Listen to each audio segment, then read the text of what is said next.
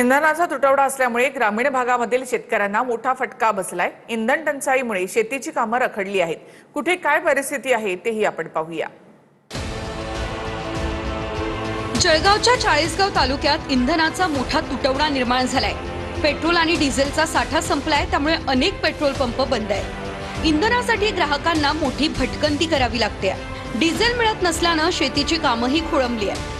Advance payment करूनही इंधनाचा पुरवठा होत नसल्याचं पेट्रोल पंप चालकांचं म्हणणं आहे। जळगाव जिल्ह्यातल्या रावेरमध्ये पेट्रोल आणि डिझेलसाठी नागरिकांच्या रांगा लागल्या होत्या।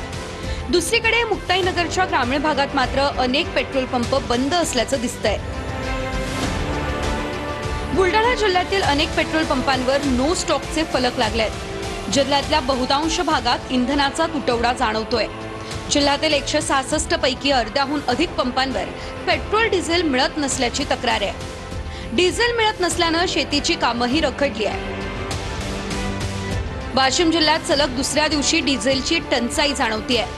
जिल्ह्यातील जवळपास 60% पंपांवरती डिझेल उपलब्ध नसल्याचे बोर्ड झळकतायत। शेतकरी, वाहन चालक आणि ट्रान्सपोर्ट व्यावसायिकांना मोठ्या अडचणींचा सामना करावा लागतोय।